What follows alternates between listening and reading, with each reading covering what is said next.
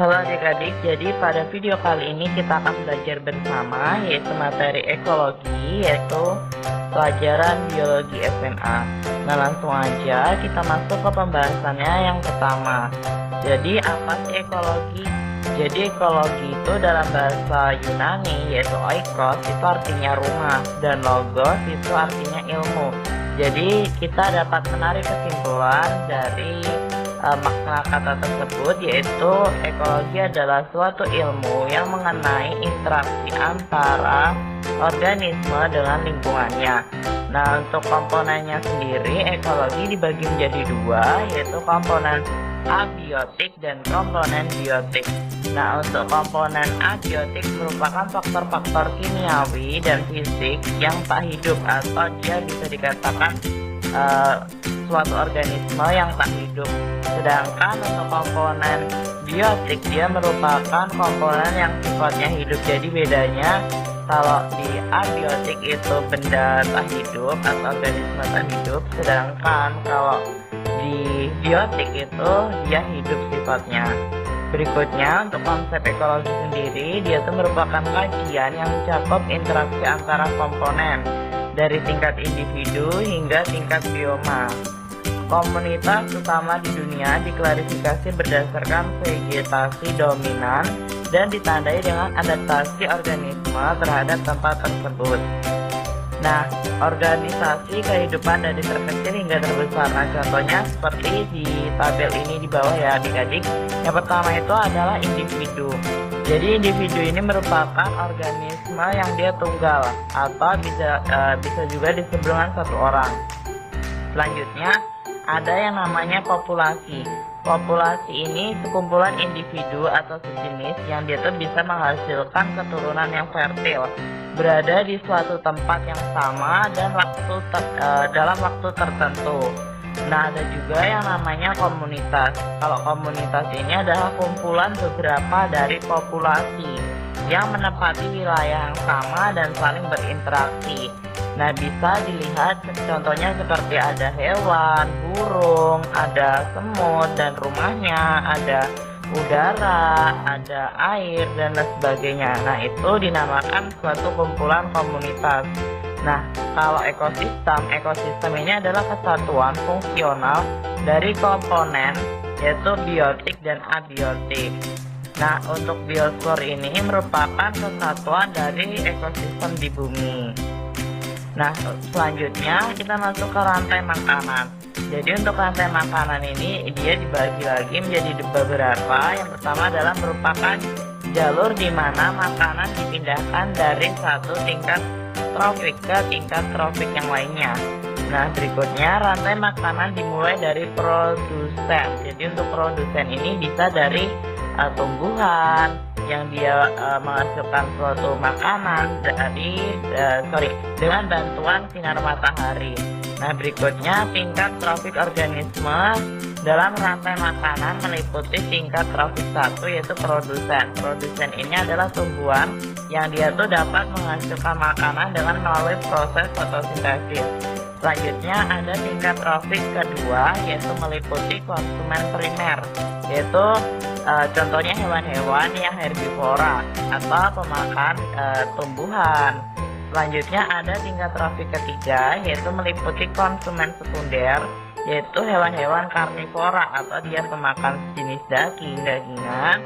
Ada juga tingkat trofik yang keempat yaitu organisme pengurai atau bisa juga kita sebut dengan detrivore, yaitu biasanya organismenya adalah bakteri dan fungi. Berikutnya, dengan adanya interaksi menunjukkan adanya hubungan yang saling mempengaruhi antara faktor biotik dan abiotik dalam suatu ekosistem. Nah, interaksi ini terjadi setiap tingkat trofik organisme kehidupan. Nah, beberapa interaksi yang terjadi di antar makhluk hidup. Yang pertama ada aksi.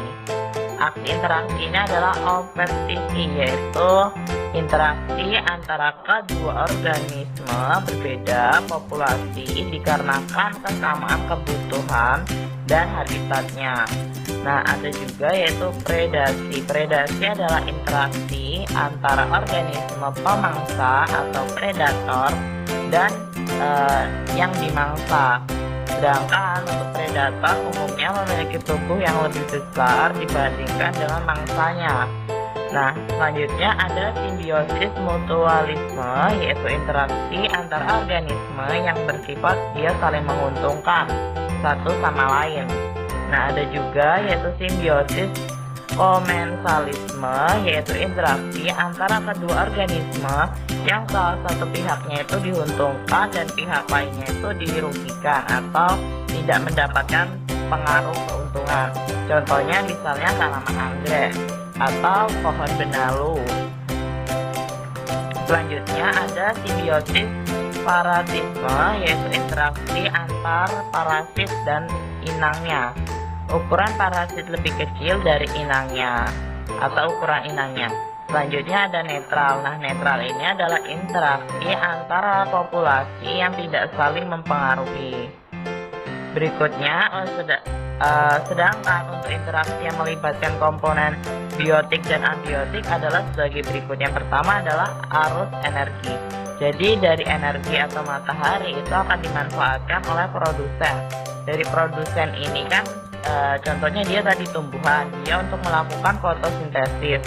Sedangkan kalau konsumen yang pertama dia adalah memakan atau memangsa dari produsen ke konsumen. Jadi dia sifatnya memakan gitu ya. Selanjutnya ada konsumen 1, konsumen 2, konsumen 3, dan pengurai atau yang disebut juga dengan detrivor. Nah, berikutnya ada yang dinamakan produktivitas ekosistem.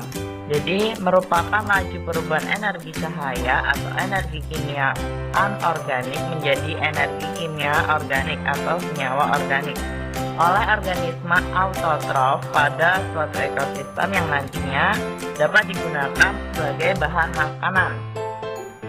Ada juga yang namanya daur biogeokimia, yaitu siklus yang dia itu memperlibatkan perpindahan senyawa kimia atau senyawa anorganik melalui jalur organisme atau sebagai perantara, dan kemudian senyawa tersebut kembali ke lingkungan fisiknya. Di sini contohnya misalnya daur karbon ya.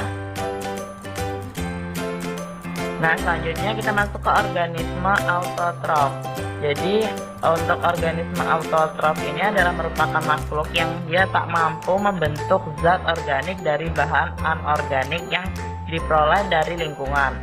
Organisme autotrof ini dibagi menjadi dua, yaitu ada fotoautotrof, dia itu menggunakan cahaya sebagai energi sintesis nutrien.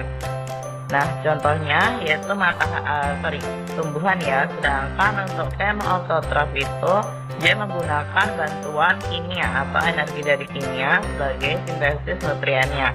Dan ada juga organisme heterotrof, yaitu organisme atau makhluk yang memperoleh makanan dari hasil pembentukan organisme lainnya atau senyawa organik, yaitu dari tumbuhan. Oke, sekian penjelasan mengenai materi ekologi dan semoga bisa bermanfaat, dan jangan lupa untuk semangat belajar.